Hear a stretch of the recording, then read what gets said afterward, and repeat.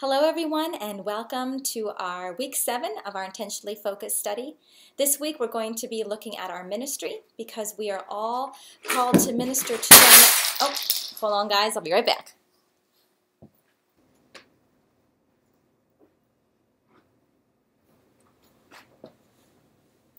Hey ladies, my name is Joe. I'm Jen's husband, and while she's busy taking care of another project or mess, I thought I would pop in here and offer sort of a masculine spin on the Good Morning Girls video, or not really. I'm just going to share with you what she's been sharing with me. See, when Jen and I go out on dates, that's usually when she begins to really unpack all of the things that God has been teaching her from the studies that you all do together. And most recently, what she's been doing is sharing with me from 1 Peter chapter 4, verses 1 through 11. And I love it when she shares with me because then I'm learning from her in new and fresh ways, and then I feel filled up. And the 3 verses that God has really been pressing in on Jen with are verses 8, 9, and 10. These are the verses that say, above all, love each other deeply, because love covers a multitude of sins. Offer hospitality to one another without grumbling, and each one should use whatever gift he has received to serve others, faithfully administering God's grace in its various forms. And what Jen said was that all women are called to serve in these 3 basic ways. They're called to love others, they're called to show hospitality, but they're also called to use the gifts and the talents that God has already given them for the good of those around them. And she's been quoting Matthew Henry, and I love it when my wife quotes the Puritans. It's awesome. But she's been quoting Matthew Henry, and Matthew Henry said that it doesn't matter whether your gifts are ordinary or extraordinary, whatever your gifts are, that's what God wants you to use for the good of those around you. So you don't have to wait to discover some fantastic gift, and you shouldn't think like, well, my gifts are too small, too meager, I don't really know what I'm going to do with them, so I really have nothing to offer. She says, no way, God has gifted you, and He wants you to move forward in the way that He has currently equipped you. And Jen also said that even though all women are called to serve in these 3 ways, the way that service comes about is going to look different in each woman's life. Some of you have a very broad bandwidth and you can just accomplish a lot, but others simply can't. And maybe if you are married and have children, your time is going to be somewhat restricted, and maybe you can't volunteer as much for certain ministries in the local church. But you are called to serve. And Jen has noted that there's this debate about whether women should serve in the home or outside of the home. Can you do one or the other? Can you do both? But what she tends to see is that a lot of women understand that their primary calling is their home. That's their ministry. But they give themselves to that in such a way that they neglect people outside of their home, outside of that inner circle.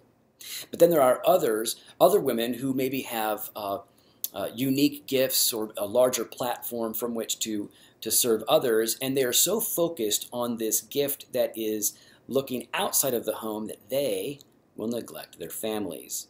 And she says both of these are wrong. We need to be intentional, right, to serve our primary ministry, which is the home, as well as those outside of us. And this is especially true and becomes challenging for women. So there are things that all women can do, right? And she says, well, loving others and practicing hospitality is something that we ought to do. And in the Thorn home, just to be honest, we know that we're called to practice hospitality, but it's just something that is harder for us. And so we have to push into that. We have to challenge each other. And Jen will say, hey, you know what, let's have some people over. It's been a month or it's been more than a month. And what family can we have over next? Now, we're introverts by nature, and so we would rather just kind of hunker down and do our own thing and take care of our primary ministry. But God has not only called us to do that. And so she's always on the lookout. How can we have people into our home for a meal, for dessert? Maybe you can offer to watch someone's children for them. Someone just did that for us tonight so that we could go out on another date. It was a gift for us. You can sometimes have people over into your home. You can run errands for them. Some people just need to sit with, to be listened to. You can take people meals, you can visit the sick in hospitals, you can drop off ice cream at someone's house just to bless them. But all of this comes about through the primacy of love, the desire to show hospitality, and work out of your current gifts. One example of this is a family in our church. It's a young couple, and 3 years ago they had a child, and little Nikolai only lived 12 days. They knew that this baby would not live long, and so this couple cherished the 12 days that God gave them with their little baby boy. But then he passed. It's been a hard experience for them, as you can imagine. And each year that goes by, Jen has been really diligent to not just remember, wow, this is the time when Nikolai was born and then when he died.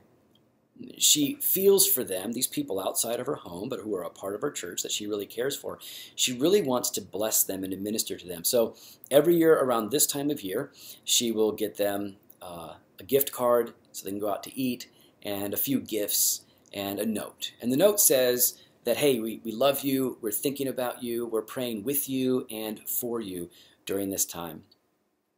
And just that gift, that effort towards serving this couple makes a huge difference in their lives. They feel loved, they feel cared for, and they are overwhelmed with gratitude.